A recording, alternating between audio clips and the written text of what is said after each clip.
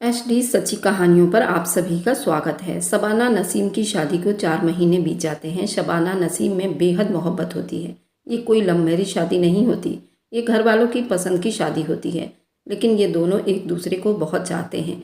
अचानक से 4 महीने के बाद नसीम का व्यवहार बदलने लगता है। इधर शबाना को अपने मायके की याद सताने लगती है। इधर शबाना का दिल करता है कि मैं अपने माँ के घर घूम कर आ जाऊँ। तभी शबाना अपने माँ के घर चली जाती है, वह भी कुछ दिनों के लिए। इधर नसीब भी उसको कोई फ़ोन नहीं करता। तभी इन दोनों के बीच में काफ़ी मनमुटाव हो जाती है और बात तलाक तक पहुंच जाती है।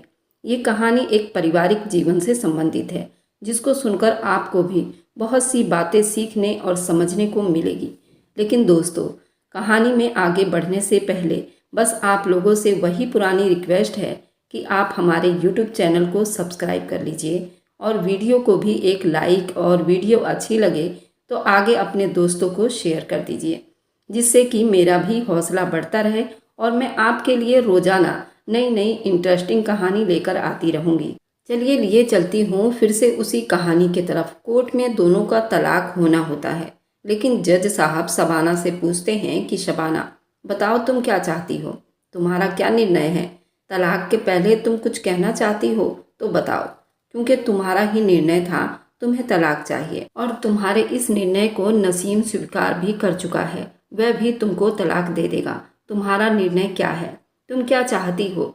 शबाना बोलती है कि मुझे एक रात अपने पति के साथ, अपने हस्बैंड के साथ, अपने नसीम के साथ गुजारना है। मतलब यह है कि उसके साथ अकेले कमरे में सोना है, एक बेड पर उसके साथ सोना है। इस बात पर जज साहब बौखला जाते हैं और जज साहब गुस्सा हो जाते हैं और उनके मन में अचानक ये बात चलने लगता है, हमने अपने इतने साल के नौकरी में कभी भी ऐसी लड़की को नहीं देखा जो खुद अपने तलाक के लिए तलाकनामा डाली हो, और वही लड़की फिर आज कोर्ट में बोल रही हो कि वह अपने पति के साथ सोना चाहती है, वह अपने हस्बैंड के साथ एक रात बिताना चाहती है एक बेड पर। ये शायद मानसिक रूप से लड़की ठीक नहीं है। जज साहब को थोड़ा सा गुस्सा आ जाता है, लेकिन उसके बाद उस गुस्से में आकर जज साहब ने उस लड़की के साथ जो किया, इस बात को सुनकर आपकी अंतर आत्मा तक कांप जाएगी। आखिर वह लड़की क्या चाहती थी? आखिर वह क्यों चाहती थी कि वह अपने पति के साथ एक रात गुजारे, अपने पति के साथ एक ही बेड पर एक ही साथ सोए, जबकि उसको कल होकर तलाक लेना होता है? आखिर वह ऐसा क्यों चाहती है? इस सारी बात को मैं आपको आगे वीडियो में बताऊंगी। यकीन मानिए, जब इस पूरे वीडियो को आप देखेंगे ना, तो आपकी अंतर आत्मा तक हिल जाएगी और आप ये सोचने पर मजबूर हो जाओगे कि क्या ऐसा भी हो सकता है। जी हाँ, ये कहानी बाहरी दिल्ली शिव विहार की है। नसीम और शबाना का तलाक होना है और दोनों अपने परिजनों के साथ जज साहब के सामने आज प्रस्तुत हुए थे, जिसमें जज साहब पूछते हैं बारी बारी से। पहले तो नसीम से पूछते हैं कि नसीम, आप बताओ कि तुम्हें तलाक से कोई दिक्कत तो नहीं है, तुम तलाक देना चाहते हो ना? इस बात पर नसीम सहमति में अपना हाँ में सिर हिलाता है और कहता है, बिल्कुल जज साहब, मुझे तलाक देना ही देना है और मैं जल्द से जल्द शबाना से छुटकारा चाहता हूँ। मुझे शबाना के साथ नहीं रहना है। जब बारी शबाना की आती है और जज साहब शबाना से पूछते हैं कि शबाना, आपको क्या कहना है, आपको इस बात में कोई दिक्कत तो नहीं? तो शबाना बोलती है कि तलाक तो मैं भी नसीम से लेना चाहती हूँ, नसीम से अलग होना, लेकिन अलग होने से पहले मैं एक रात अपने पति के साथ बिताना चाहती हूँ। मतलब ये कि एक रात में नसीम के साथ एक ही कमरे में एक ही बेड पर सोना चाहती हूँ।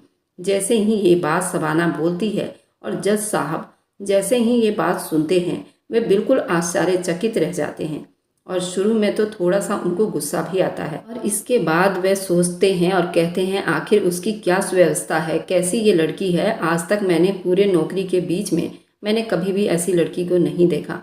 इन दोनों का रिश्ता ख़त्म होने वाला है और उसके बाद वह लड़की ये कह रही है कि मुझे अपने हस्बैंड के साथ, मुझे अपने पति के साथ एक रूम में एक कमरे में एक साथ सोना है, एक ही बेड पर। ये एक बड़ा सवालिया निशान है और जज साहब काफ़ी देर सोच में पड़ जाते हैं कि आखिर क्या किया जाए। थोड़ा देर सोचने के बाद आखिर ये दोनों पति पत्नी ही तो हैं। आखिर उनको अगर हम सहमति दे भी देते हैं, अभी तक ऑफिशियली अलग अलग नहीं हुए हैं, अब तक तो पति पत्नी ही हैं। चलो मैं सामाजिक दे देता हूँ, क्योंकि जज साहब नहीं चाहते थे कि दोनों का रिश्ता खराब हो, दोनों एक दूसरे से अलग हों। तो जज साहब भी चाहते थे कि दोनों एक साथ आ जाएं एक ही रिश्ते में। इस वजह से वह सहमति दे देते हैं शबाना को नसीम के साथ रहने के लिए। शबाना को इस बात पर उसके घर वाले उसको बहुत उल्टा सीधा सुनाते हैं। शबाना से गुस्सा हो जाते हैं। जज साहब के सामने ये तुम कैसी बातें कर रही हो, जो सबके सामने ऐसा तुम प्रस्ताव रख रही हो। इस बात पर शबाना कुछ नहीं बोलती। फिर जज साहब वहाँ पर उनके परिजनों को डांटते हैं और बोलते हैं, कोई बात नहीं, यह अपने हस्बैंड के साथ ही तो रहना चाह रही है और अभी ऑफिशियली इन दोनों का तलाक नहीं हुआ है। ऑफिशियली ये लोग अभी हस्बैंड वाइफ भी हैं।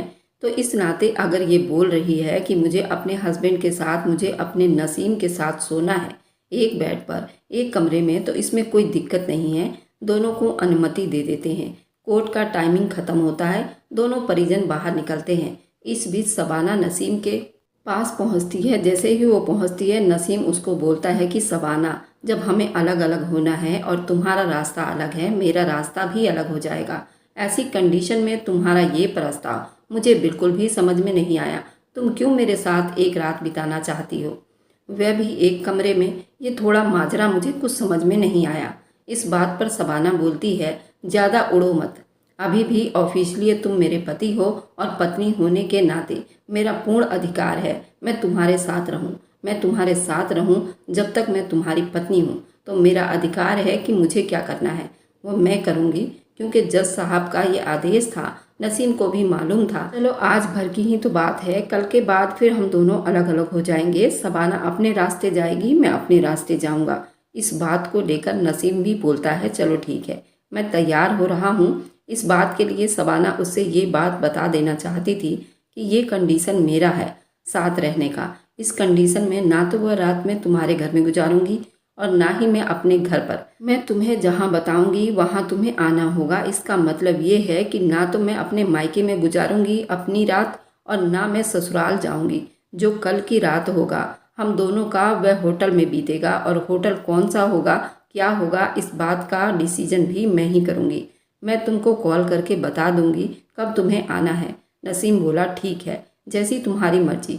इसके बाद नसीम भी अपने परिजनों के साथ अपने घर चला जाता है। शबाना भी अपने परिजनों के साथ अपने घर चली जाती है। कॉल आता है शबाना का और वह बोलती है कि 9 बजे इस होटल में तुम्हें पहुंचना है। होटल का एड्रेस भी भेज देती है, लोकेशन भेजती है और उसके बाद बोलती है कि 9 बजे तुम्हें इस होटल में आना है। निर्धारित समय पर जो होटल शबाना ने बताए रहती है, उस होटल पर जब नसीम पहुंचता है, उस होटल के कमरे में जाता है जिसमें शबाना रुकी हुई होती है, तो कमरा तो खुला होता है, लेकिन उस कमरे में ये देखकर हैरान रह जाता है कि उस कमरे में तो शबाना थी ही नहीं। या फिर शबाना अपने घर वालों के साथ मेरे खिलाफ कोई साजिश तो नहीं रच रही है। इतने सारे सवाल उसके दिमाग में एक साथ उत्पन्न हो रहे थे और इन सवालों के जवाब के लिए उसके मन में उथल पुथल भी मचने लगा। जैसे ही थोड़ी देर उस रूम में वह 5 से 10 मिनट बैठा, उसके तुरंत बाद ही फिर शबाना आती है। इस तरह से आती है, बल्कि एक दुल्हन की पोशाक में आती है, दुल्हन के नकाब में आती है, पूरी तरीके से सज धज कर लाल जोड़े में पहुंचती है। ऐसे उसको देखकर ऐसा लग रहा था जैसे मानो कल ही उसकी शादी हुई हो। जैसे ही शबाना उस रूम में पहुंचती है, वह अपने पति नसीम को बेड पर बैठे हुए देखती है तो पहले तो कुछ देर शांत रहती है। उसके बाद नसीम के थोड़ा पास जाती है और उससे पूछती है कि नसीम कैसे हो। इस बात को नसीम इग्नोर करता है, क्योंकि नसीम जान रहा था कि मुझे ये सब फॉर्मेलिटी के तौर पर ही निभाना है। उसके बाद हमारा रिश्ता तो ख़त्म हो जाएगा। एक बार मिलने से ऐसा क्या ही हो जाएगा। नसीम भी इस बात को लेकर समझ चुका था कि हमारा रिश्ता कल के बाद से ख़त्म ही हो जाएगा। तो नसीम इसका रिएक्शन कुछ भी नहीं देता। शबाना तो बहुत ज़्यादा खुश है। एक आम इंसान शबाना को देखकर ये कभी कह ही नहीं सकता था उस समय कि नसीम और शबाना के बीच में कोई ऐसी खटपट भी हुआ होगा। लेकिन जो तलाक तक बात पहुंची है, उसके बीच कुछ ना कुछ तो ऐसा हुआ ही होगा। एक आम इंसान इस बात को देखकर कभी इस बात को एक्सेप्ट नहीं कर सकता था। शबाना इतना खुश थी उस रूम में, लेकिन दूसरी ओर नसीम बिल्कुल नाखुश बैठा। उसके चेहरे पर नाखुशी के जो भाव थी वह साफ साफ झलक रही थी। उसके बावजूद भी शबाना उसको बोलती है कि नसीम, मैं चाहती हूँ कि जिस तरह हमारा शुरुआत अच्छा हुआ था, स्टार्टिंग के हम दोनों ने 4 से 5 महीने जो एक अच्छा पल बिताए थे, उस अच्छे पल को याद करके मैंने 4 साल कैसे बिताए इस बात का मुझे बिल्कुल भी पता नहीं चला। और जब भी मुझे तुम्हारी याद आती थी मैं उस 4 महीने के जो हसीन पल होते थे ना, उस हसीन पल को याद करके ये 4 साल बिता ली। मैं चाहती हूँ हम लोगों का दुखद अंत ना हो। तुम्हारा भी कल से लाइफ अलग हो जाएगा, मेरा भी लाइफ अलग हो जाएगा। तो मैं चाहती हूँ कि आने वाले जो समय, जो आने वाला लाइफ हो, हम दोनों सिर्फ आज रात भर इतनी खुशी से एक दूसरे के साथ जिएं कि आने वाले जो समय, उस समय में हम दोनों आसानी से जी पाएं। इस बात का एहसास नहीं हो कि तुम हमारे साथ नहीं हो। मैंने आज तुमको इसलिए अकेले में बुलाया है। कुल मिलाकर उसका साफ साफ कहना है, पूरा रोमांटिक मूड में है और वह कहती है कि आज की रात सिर्फ तुम्हारे नाम, जो भी करना चाहो तुम्हारी मर्जी है। नसीम शबाना के इरादे को समझ रहा था और नसीम बोलता है, मैं जानता हूँ लड़कियों का हिसाब किताब क्या होता है, लड़की आज की लड़कियाँ क्या सोचती हैं। मामला जब बहुत ज़्यादा ख़राब था तो हम बहुत ज़्यादा ख़राब थे और आज तुम ये सोच रही हो कि ऐसा कर लेने से मेरा इरादा बदल जाएगा और मैं तुम्हें तलाक नहीं दूंगा। ये तुम्हारी भूल है, क्योंकि जज साहब का ये आदेश था तो मैंने तुम्हारे साथ रहने के लिए, एक रात बिताने के लिए होटल में आया हूँ। इस पर शबाना बोलती है, नहीं नहीं, ये मेरा इरादा नहीं। तुम क्या सोच रहे हो कि तुम्हारे होटल में आ जाने से मैं तुमसे तलाक नहीं लूँगी? तलाक तो मैं अभी भी लूँगी। तो उन दोनों के बीच की कहासुनी की स्थिति उत्पन्न हो जाती है, एक कंट्रोवर्सी स्थिति उत्पन्न होती है। थोड़ा सा लड़ाई झगड़ा वहाँ पर हो जाता है, क्योंकि शबाना चाह रही थी कि नसीम उसके पास हो, लेकिन नसीम उससे दूर उचट रहा था। अंत में शबाना उसके पास जाती है, उसके कंधे पर हाथ रखती है और बोलती है कि नसीम, तुम्हें जो करना है करो, तुम मुझ पर भरोसा करो या ना करो, मैं तुम्हें कुछ भी नहीं बोलूँगी और इस बात का ब्लेम मैं बिल्कुल नहीं दूंगी। तुमने मेरे साथ आज रात में कुछ किया है, मैं तुम्हारी कसम खाकर बोल रही हूँ कि आज तुम मेरे साथ जो भी करोगे, इस बात का जिक्र मैं कभी नहीं करूँगी और इस बात का कभी ब्लेम नहीं करूँगी। इतने साल के बाद जब तुम मुझसे मिले थे तो तुमने मेरे साथ वह सब किया, उसके बाद फिर तुमने तलाक ले लिया। इस बात का मैं बिल्कुल भी ऐतराज़ नहीं उठाऊंगी। अगर तुम्हें जरा सा भी भरोसा हो तो आज की रात वे सब कुछ कर सकते हो, जैसे हमने फर्स्ट नाइट की रात को प्यार की शुरुआत में की थी। ठीक उसी तरह हम अंत भी ऐसे ही करेंगे। मतलब ये कहिए कि पूर्ण रोमांटिक मूड में थी शबाना और वह साफ साफ फिजिकल रिलेशनशिप बनाने के लिए नसीम को प्रोत्साहित कर रही थी। नसीम उसके लाख बोलने के बाद भी वह काम नहीं करता और साफ बोलता है कि अच्छा, तो तुम इसलिए आई थी साहब से अनुमति लेकर मेरे साथ रात बिताने के लिए कि तुम मेरे साथ आज की रात को रंगीन कर सको। तो अगर तुम ये सोच कर आई थी तो मैं अभी जा रहा हूँ, मुझे नहीं करना तुम्हारे साथ ये सब। इस कमरे में बातचीत का सिलसिला शुरू होता है तो इस बात पर शबाना बोलती है कि तुम हमसे प्यार नहीं करते। तुम जो मेरे साथ एक अच्छा पल बिताए थे उस 4 महीने के दौरान, क्या उस पल का तुम्हें थोड़ा सा भी कुछ याद नहीं आता? मैं तो उसे अपने इस 4 साल के वे हसीन पल याद करके काफ़ी ज़्यादा खुश हो गई थी और वही देखकर मैं रह रही थी। तुमको वह दिन और वह समय याद नहीं आता? आज भी तो नसीम बोलता है कि एक समय था कि तुम मेरे ऊपर हमेशा ब्लेम करती थी कि मैं बदल गया हूँ। मैं बिल्कुल पहले जैसा नहीं रहा। मैं सिर्फ और सिर्फ तुम्हारे साथ फिजिकल रिलेशनशिप बनाने के लिए होता हूँ। सिर्फ उसी समय तुम्हारे साथ रोमांटिक बातें करता हूँ, प्यार भरी बातें करता हूँ और उसके बाद जब मेरा काम खत्म हो जाता है मैं तुमसे दूरी बना लेता हूँ। ऐसे ही कुछ आरोप तुम मेरे ऊपर लगाया करती थी, लेकिन आज क्या हुआ जो तुम मेरे पास खुद चलकर उस होटल तक पहुँची हो? ये तुम्हारा खुद का प्रपोजल है कि तुम्हारे साथ एक रात बितानी होगी। इस बात पर शबाना बोलती है, बात वो नहीं है, वे सब पीछे की बातें थी, वे सब भूल जाओ। अभी मैं ये चाहती हूँ कि हम दोनों का जब शुरुआत अच्छा हुआ था तो अंत भी अच्छा हो। इस बात को लेकर मैं तुम्हें आखिरी बार होटल में ये सोचकर बुलाई थी कि अंत भी मैं चाहती हूँ कि अच्छा ही हो। नसीम बोलता है कि क्या शुरुआत, क्या अंत, क्या अच्छा और क्या बुरा? जब हमें एक दूसरे के साथ रहना ही नहीं है तो फिर क्या अंत होगा और क्या शुरुआत होगा? उस चीज़ की मुझे बिल्कुल भी चिंता नहीं है। लेकिन शबाना, तुम ये बताओ कि तुमने आखिर मुझे होटल में क्यों बुलाया है और तुम्हारा मुद्दा क्या है? शबाना बोलती है कि तुम्हें क्या लगा मैंने तुम्हारे साथ फिजिकल रिलेशनशिप बनाने के लिए तुमको होटल बुलाई थी? ऐसी कोई बात नहीं है, ऐसा मैं बिल्कुल नहीं चाहती हूँ तुम्हारे साथ उस तरह का काम भी करूँ। तो फिर इस बात पर नसीम बोलता है, फिर बता आखिर तुम क्या चाहती हो? इस बात पर शबाना बोलना स्टार्ट करती है, जब तुम मुझसे लास्ट बार कोर्ट में मिले थे 4 मंथ पहले, उससे पहले तुम्हारा शरीर था वो बिल्कुल स्वस्थ था। तुम काफ़ी अच्छे दिखते थे, तुम्हारा शरीर तंदुरुस्त था, तुम हट्टे कट्टे दिखते थे, तुम्हारी पर्सनैलिटी इतनी अच्छी थी, तुम्हें कोई भी देखकर आकर्षित हो सकता था। लेकिन आज तुम्हारी स्थिति बिल्कुल अलग है। आखिर तुम इतने दुबले कैसे हो गए, इतने कमज़ोर कैसे हो गए?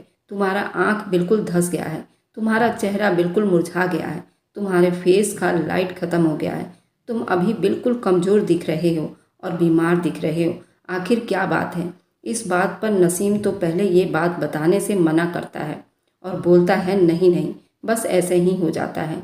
चलो बताओ, मैं तुमसे पूछना चाहती हूँ, क्योंकि मैं अभी भी तुम्हारी पत्नी हूँ, तो पत्नी के नाते मैं तुमसे पूछती हूँ तो आपको बताना ही पड़ेगा। तब नसीम बोलना शुरू करता है कि देखो, जब तुम चली गई थी मुझे छोड़कर, तो परिवार के सदस्य भी तरह तरह की बातें मुझसे बोलने लगे। समाज में भी मेरे जो साथी थे वे भी तरह तरह की बातें करने लगे। कोई बोलने लगा कि तुम एक औरत को नहीं रख पाए, तुम क्या कर पाओगे।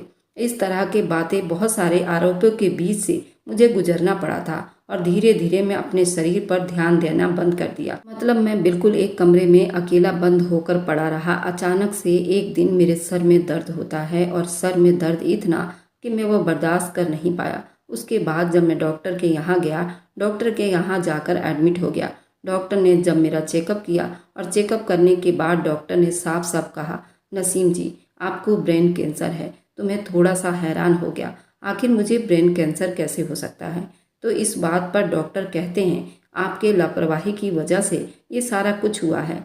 ये ब्रेन कैंसर एक ऐसी बीमारी है जो कि लाइलाज है। ब्रेन कैंसर अगर शुरुआत में ये चीज़ पकड़ में आ जाए तो इसका इलाज हो सकता था, लेकिन अब तुम बहुत आगे निकल गए हो। एक ब्रेन कैंसर से पीड़ित इंसान नहीं जी सकता और हो सकता है कि आने वाले 6 महीने में मेरे लाइफ का ही दी एंड हो जाए। ये सब सोचकर जब मेरी लाइफ ही नहीं रहेगी, आने वाले 6 महीने में मेरी कहानी ख़त्म हो जाएगी और जब मैं मर जाऊंगा उसके बाद फिर तुम्हारा क्या होगा, तुम कहाँ रहोगी। इन तमाम तरह के बातों का जवाब मुझे चाहिए था और मैंने अपनी अंतरात्मा से पूछा तो मेरे अंतरात्मा ने इस बात का जवाब दिया, जब तुम ही नहीं रहोगे तो तुम्हारी पत्नी क्या, तुम्हारे बच्चे क्या। इसलिए मैंने ये बात ठान ली कि मैं तुम्हें तलाक दे दूंगा, जबकि शुरुआत में मेरी ऐसी कोई मनोदशा नहीं थी कि मैं तुम्हें तलाक दूं। लेकिन जब स्थिति से गुजरता तो मैं तलाक दूं, उस निर्णय पर पहुंच गया, क्योंकि मैं नहीं चाहता था कि मेरी पत्नी बनकर, मेरी विधवा बनकर तुम आने वाले समय में रहो और तुम ऐसे लाइफ को स्ट्रगल करो आने वाले समय में। इसे लेकर तुम्हें तमाम तरह के आरोप का एक नेगेटिव दौर से तुम्हें समाज के नज़रों में गिरना पड़े, इस बात का विलेम भी होता। एक वाइफ के जिंदा रहते उसके हस्बैंड मर जाए तो नेगेटिविटी अपने समाज में फैली होती है। उन सब चीज़ों का असर तुम्हारे ब्रेन पर ना हो, इन बातों का वह ध्यान में रखते हुए मैंने निर्णय किया मुझे भी तलाक लेना है। ये बात सुनकर शबाना हैरान रह जाती है और वो बोलने लगती है कि तुमने इतनी बड़ी बात मुझसे बताया क्यों नहीं, और मुझे इतनी बड़ी बात तुमने आज तक छुपा के क्यों रखा। काश अगर तुमने इस बात को बता दिया होते तो शायद मैं तलाक का पेपर तुम्हारे पास भेजती ही नहीं।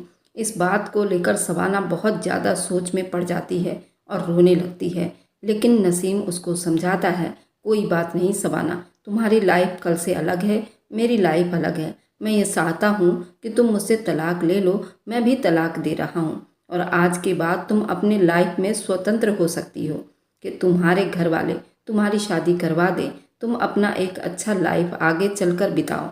मैं क्यों तुम्हारे लाइफ में इंटरफेयर करूँ, क्योंकि मेरी लाइफ ही नहीं है। आने वाले समय में मेरे जीने का कोई मकसद ही नहीं है, क्योंकि मुझे पता है कि मुझे अभी कितना दिन जीना है। तो शबाना बोलती है कि नहीं, मकसद मिल चुका है, करते करते सुबह हो जाती है। नसीम बोलता है कि सवेरा हो चुका है, अब मैं अपने घर चलता हूँ, तुम अपने घर चली जाओ। इस बात पर शबाना बोलती है, ठीक है। शबाना इस बात को सोचते हुए कहती है, आखिर जिस पति के लिए, जिस हस्बैंड के लिए अल्लाह ने इतना बड़ा मर्तबा दिया है, अगर अल्लाह का तीसरा सजदा बना होता तो शायद वह शौहर के लिए ही होता। जब खुद अल्लाह ने ही शौहर का मर्तबा इतना ऊंचा दिया है तो फिर मैं कौन होती हूँ अल्लाह की नाफरमानी करने वाली। आज जब मेरा पति नसीम इस दौर से गुजर रहा है, जब उसको किसी साथी की ज़रूरत है, उसको जीने का मकसद चाहिए, मैं उसके जीने का मकसद नहीं बन रही बल्कि उससे दूर जाना चाह रही हूँ। अचानक वो अपने आंसू पोंछने लगती है। उसके बाद दोनों अपने अपने घर पहुंच जाते हैं। अगले दिन 11 बजे फिर दोनों को कोर्ट में जाना होता है। दोनों अपने परिवार वालों के साथ कोर्ट में पहुंचते हैं। उसके बाद जज साहब पूछते हैं, फिर से कोर्ट लगता है। जज साहब पूछते हैं कि नसीम, क्या इरादा है कि तुम अपने रिश्ते में फिर से आओगे और रिश्ते में फिर से आने के लिए ही दोनों का एक अच्छा लाइफ व्यतीत हो, आने वाले समय में दोनों एक दूसरे से अलग ना हो। ये होने के लिए ही जज साहब ने 4 साल का टाइम भी दिया था कि इन 4 साल के दौरान जब दोनों एक दूसरे से दूर रहेंगे, दोनों एक दूसरे की कमी खलेगी, तो हो सकता है ये फिर से एक दूसरे के साथ हो जाए। और इसके बाद जब ऐसा कुछ होगा फिर वे लोग अपना निर्णय लेंगे। तो जज साहब भी जानते थे कि हो सकता है कि दोनों जब साथ रहेंगे तो ये निर्णय दोनों अपना बदल लेंगे। नसीम से जब ये सवाल इस आशा के साथ पूछते हैं कि नसीम का जो डिसीजन होगा वो ये होगा कि मैं तलाक अब नहीं दूंगा, तुम्हारा क्या इरादा है, तलाक के मामले पर क्या बोलना चाहते हो? नसीम बोलता है, जज साहब, मैंने तो अपना निर्णय कल भी सुनाया था और आज भी मैं सुना रहा हूँ। मुझे तलाक देना ही है, मुझे शबाना के साथ नहीं रहना। इसके बाद शबाना से वो पूछते हैं कि शबाना, तुम्हारा क्या इरादा है? उनको लग रहा था कि जब नसीम से ये बात बोल रहा था शबाना की ओर से तलाक का पेपर भी आया था, तो फिर शबाना को पूछने से पहले जज साहब को इस सवाल का जवाब पता था कि शबाना भी यही बोलेगी, नहीं मुझे भी तलाक लेना है। जब जज साहब शबाना से पूछते हैं कि अब तुम क्या चाहती हो, फिर शबाना जो बोलती है उस बात को जज साहब सुनकर दंग रह जाते हैं। शबाना बोलती है, मुझे तलाक लेना ही नहीं है, मैं चाहती हूँ कि मैं अपने पति नसीम के साथ ही रहूँ। शबाना का ये कहना था कि फिर तो उसके घर वालों का मानो जैसे सिट्टी बिट्टी गुम हो गया हो।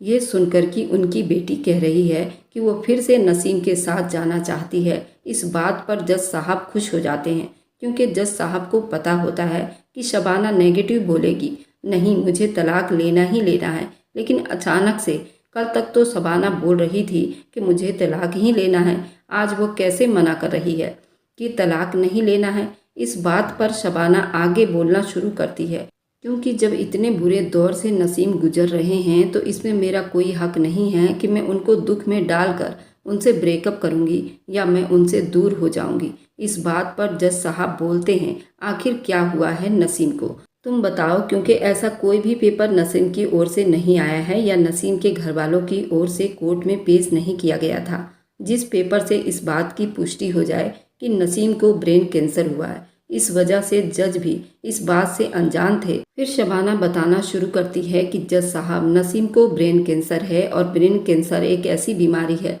जिसे इंसान अपने आप को भूलने लगता है और वजन तेजी से गिरने लगता है। ब्रेन कैंसर से इंसान की लाइफ बहुत कम हो जाती है। जज साहब, डॉक्टर ने नसीम को बताया है कि 6 से 7 महीने ही तुम जीवन में सरवाइव कर सकते हो, उसके बाद तुम्हारा कब आखिरी पल आ जाए इस बात की गारंटी मैं नहीं लेता हूँ। ये रहा डॉक्टर का रिपोर्ट, सारा रिपोर्ट जो कि होटल में वह नसीम से ले लेती है। वह सारा रिपोर्ट जज साहब के सामने पेश करके दिखाती है। जज साहब को जैसे ही शबाना के दिए हुए डॉक्टर के उस रिपोर्ट को जज साहब देखते हैं, जज साहब के पैरों तले से जमीन खिसक जाती है। उस रिपोर्ट को देखकर ये सोचने लगे कि इतने बड़े भयानक बीमारी से नसीम गुजर रहा है और उसके बाद कोई भी एक दूसरी लड़की यहाँ पर होती तो खुशी खुशी से ब्रेकअप कर लेती, खुशी खुशी से तलाक ले लेती, वह उसको अपने रास्ते छोड़ देती और वह अपने रास्ते चली जाती और उसके बाद भी शबाना नसीम का होकर ही रहना चाहती है। तो वाकई शबाना आम लड़कियों से बिल्कुल अलग थी और जज साहब उसके निर्णय का न सिर्फ सराहना करते हैं बल्कि उसके निर्णय को स्वीकार भी कर लेते हैं। कोर्ट अपना निर्णय सुनाती है कि शबाना नसीम के साथ नसीम के घर जाएगी। जैसे ही ये निर्णय शबाना के घर वाले सुनते हैं तो लड़की के घर वाले इस बात पर विरोध करना शुरू कर देते हैं और शबाना को काफ़ी बुरा भला बोलते हैं। कोर्ट परिसर में शबाना के घर वाले काफ़ी ज़्यादा हल्ला गुल्ला करने लगते हैं, क्योंकि घर वालों को उम्मीद नहीं था और जब उसके घर वाले जान गए कि नसीम इतने बड़े भयानक बीमारी से गुजर रहा है तो शबाना को समझाने की कोशिश करते हैं कि शबाना, अब नसीम का जीवन ज़्यादा दिन नहीं है, ऐसी कंडीशन में तुम्हें उसके साथ रहना बिल्कुल भी ठीक नहीं है। अच्छा ये रहेगा कि तुम उसको छोड़ दो, हम तुम्हारी दूसरी शादी कहीं और कर देंगे। इस बात को लेकर शबाना अपनी नाराज़गी जताती है और कहती है, मैं ऐसा बिल्कुल भी नहीं करने वाली हूँ। नसीम इतने बड़े दौर से गुजर रहा है, वैसे कंडीशन में मैं नसीम को छोड़कर बिल्कुल अलग नहीं रह सकती। ये कहकर वह नसीम के साथ चली जाती है। नसीम फिर भी इस बात को लेकर मना करता है कि शबाना वापस लौट जाओ, मेरे लाइफ की कोई गारंटी नहीं है, तुम मेरे साथ आकर क्यों अपना समय बर्बाद करना चाहती हो। लेकिन शबाना बोल देती है कि मैं नसीम तुम्हारे निकाह में हूँ और तुम्हारी बीवी हूँ और ये मेरा हक है कि मैं तुम्हारा साथ निभाऊं, और अल्लाह के नज़र में मैं अपनी आखिरत खराब करना नहीं चाहती हूँ। और मैं ये चाहती हूँ कि जब क़यामत के दिन तुम्हारी पत्नी को बुलाया जाए तो वो मेरे ही नाम से पुकारा जाए। मैं तुम्हारे हर सांस तक तुम्हारे साथ रहूँगी। लेकिन तुमने जो मुझे 4 साल अलग रखा उसके लिए मैं अपने ही नज़रों में गिर गई हूँ, और मेरे उस गुनाह को भी माफ़ कर दो। नसीम, मैं जब भी रहूँगी तो तुम्हारे साथ ही रहूँगी, और दुनिया की कोई पावर, दुनिया की कोई ताकत मुझे तुमसे अलग नहीं कर सकती। इसके बाद दोनों खुशी खुशी उसके घर चले जाते हैं, और जब नसीम के घर शबाना पहुंचती है, नसीम के घर वाले भी खुश हो जाते हैं। बाकी इस कहानी को सुनाने का मेरा उद्देश्य किसी के भावनाओं को चोट पहुंचाना नहीं था, किसी के दिल को दुखाना नहीं था। अगर आपको आज की कहानी पसंद आई है तो वीडियो को ज़रूर लाइक कीजिएगा और अपने दोस्तों के साथ शेयर भी कीजिएगा। और हाँ, अगर आपने अभी तक हमारे चैनल को सब्सक्राइब नहीं किया है तो ज़रूर सब्सक्राइब कर लीजिए। मिलते हैं हम अपनी कल की एक नई दिलचस्प कहानी के साथ। मुझ पर सदा अपना प्यार और स्नेह बनाए रखें। सभी को मेरा प्यार भरा नमस्कार दोस्तों।